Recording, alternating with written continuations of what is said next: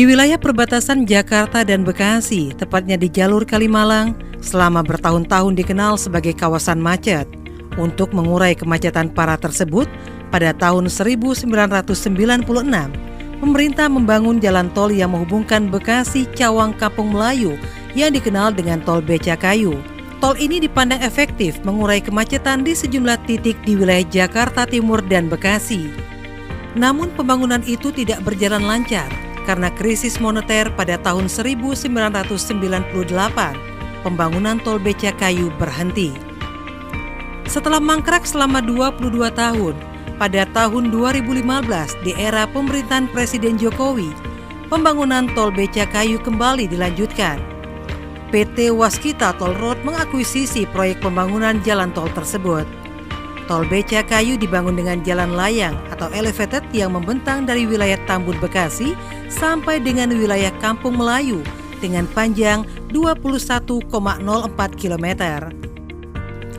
Berkat kerja keras dan profesionalisme insan-insan PT Waskita Toll Road, jalan tol Becakayu seksi 1B dan 1C yang menghubungkan wilayah Cipinang di Jakarta Timur dengan Jaka Sampurna di Bekasi berhasil dirampungkan pada tahun 2017.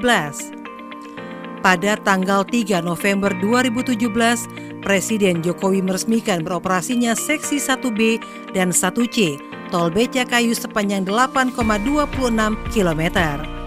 Becakayu seksi 2A ini mengarah dari Jakarta menuju Bekasi, juga sebaliknya, yaitu dari Jaka Sampurna sampai dengan Kelurahan Kayu Ringin Jaya, tepatnya di sekitar di depan Metro Mall MM Bekasi.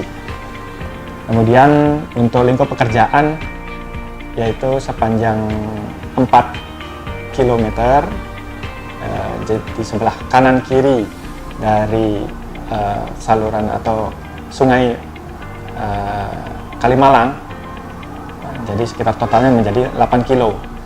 Pekerjaan ini adalah pekerjaan struktur elevated, artinya jembatan layang, di mana strukturnya sebagian besar menggunakan fondasi bore pile, pancang, pierhead sampai dengan gelagar jembatan PCI girder. Kemudian yang perlu kami sampaikan juga yaitu ya khusus pekerjaan di sini adalah pierhead menggunakan metode sosro bahu. Jadi karena lokasi atau lahan sempit, kemudian lalu lintas yang cukup padat di Jalan Nur Ali atau Bekasi, pierhead yang dipakai atau menggunakan sistem sosro bahu. Jadi dicetak di bawahnya posisi horizontal, kemudian akan dilakukan pemutaran. Ya, pierhead ini lakukan pemutaran sampai pada posisinya. Setelah itu disusul dengan ruas 1A Kasablanka Cipinang Melayu sejauh 3,19 km. Segmen 1A ini menjadi penghubung Tol Becakayu dengan jaringan jalan tol dalam kota Jakarta. Seksi 1A juga menjadi titik rem atau akses keluar masuk tol di Kampung Melayu. Saat ini kita berada di lokasi gerbang tol Pisangan yang akan menghubungkan dari Tol Becakayu ke arah Tol Wiyoto Wiono ke Priok, Tanjung Priok, dan Bandara Soekarno-Hatta. Jadi paket kita saat ini yang kita kerjakan adalah sepanjang di satu sisi 1,2 km untuk sisi barat, serta 1,2 km lagi di sisi timur, yang mana sisi timur nanti akan menghubungkan Tol Wiyoto Wiono ke arah Tol Becakayu juga. Jadi dari arah Priok ke arah Bekasi juga nanti bisa menghubungkan dari Kampung Melayu langsung naik Tol Becakayu ke arah Bekasi. Begitu juga dengan dari Jatinegara ke arah Bekasi. Jadi saat ini kita dalam tahap finishing dan penyelesaian untuk yang sisi barat, karena memang kita targetkan di Desember Januari ini bisa dioperasionalkan. Jadi nanti pengguna jalan dari Bekasi bisa langsung ke arah Priok melalui Tol Becakayu. Kami dari tim Becakayu 2A Ujung, lokasi proyek kami ada di Bekasi, tepatnya di depan Mall BCP dan Metropolitan, kemudian mengarah ke arah Suplesi, kemudian gerbang tolnya ada di Amarta Karya. Untuk STA sendiri kita ada di STA 15+500 sampai dengan 16+200 pada tol Becakayu. Nama proyeknya lengkapnya proyek Becakayu 2A Ujung. Kemudian kendala atau tantangan yang kita hadapi di sini ada selain pembebasan lahan, juga masalah utilitas dan traffic management. Nah, alhamdulillah kita baru saja merampungkan erection fase pertama untuk pekerjaan SBR di Ahmad Yani. Traffic manajemennya juga berlangsung dengan lancar dan tertib. Untuk selanjutnya kita akan melaksanakan fase 2 dan 3 dalam beberapa bulan ke depan. Yang spesial dari proyek kami adalah adanya 2 SBR. Satu di SBR Jalan Ahmad Yani dan 2 di SBR Jalan Hasibuan. SBR Ahmad Yani panjangnya sekitar 212 meter, kemudian SBR Hasibuan panjangnya sekitar 60 meter. Bentuknya pun berbeda antara 2 SBR tersebut. Yang satu berbentuk seperti Y, satunya lagi berbentuk seperti U. Nah, ini masing-masing punya ciri khas masing-masing. Hadirnya jalan tol ini juga akan meningkatkan kelancaran lalu lintas kendaraan logistik yang menuju Karawang, Cibitung, dan Bandung, sehingga mengurangi volume lalu lintas di tol Jakarta Cikampek.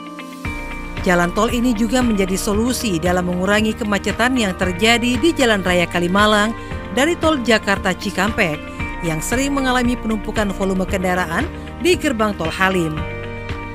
Pembangunan jalan tol Becakayu menelan biaya investasi sebesar 7,2 triliun rupiah. Biaya konstruksi 4,785 triliun rupiah. Biaya pembebasan tanah 449 miliar rupiah dan masa konsesi 45 tahun sejak SPMK. Investor dan pengelola tol Becakayu adalah PT Waskita Toll Road, anak usaha dari PT Waskita Karya Persero Tbk yang memegang 98,97% saham PT Kresna Kusuma Diandra Marga. Kehadiran jalan tol Becakayu disambut positif masyarakat. Menurut catatan Badan Pengelola Jalan Tol atau BPJT, sejak Januari hingga Juli 2018, volume lalu lintas kendaraan yang melintas pada tol ini lebih dari 2,3 juta kendaraan. Angka ini menunjukkan bahwa lalu lintas harian atau LHR pada ruas tersebut lebih dari 11.000 kendaraan. Ini menunjukkan antusiasme masyarakat menggunakan tol ini karena dampaknya signifikan pada mobilitas mereka. Nah, perlu saya sampaikan bahwa saat ini progres konstruksi itu sudah dilakukan oleh PT Waskita Karya dan juga dilakukan oleh PT Waskita Beton Prekes. Target dari posisi operasional tol Becakayu, saya tegaskan kembali bahwa tahun 2017 adalah seksi 1B dan seksi 1C. Dan itu sudah dioperasionalkan dari tahun 2017 Desember. Kemudian berikutnya di tahun 2018 akhir yaitu proyek seksi 1A, walaupun sebagian yaitu adalah di off-ramp di Panjaitan. Dan itu sudah kita operasionalkan di tahun 2018 akhir. Sehingga satu tahun berikutnya dari 2017 ke 2018 ada 3 seksi, yaitu seksi 1B, seksi 1C, dan sebagian seksi 1A. Kenapa ini bisa terlambat? Ada beberapa aspek yang mempengaruhi. Salah satunya adalah masalah pembebasan tanah. Pembebasan tanah ini cukup pelik karena melibatkan beberapa unsur. Di sini ada tanah instansi, ada tanah rakyat, kemudian juga ada tanah ulayat, artinya tanah yang dimiliki oleh pemerintah. Sehingga ini perlu kajian-kajian khusus. Nah, harapan kami dengan seksi 2A selesai di pertengahan tahun depan, di bulan Juli insya Allah kita rencanakan, dan juga terkoneksinya dengan tol Wiyoto Wiono, baik di on-ramp Pasar Gembrong maupun di on-ramp Bekasi Raya, itu bisa memberikan kontribusi positif terhadap kenaikan investasi kita, LHR kita. Artinya dengan LHR makin naik, berarti nilai kontribusi terhadap investasi bisa berjalan dengan baik sesuai dengan harapan kita.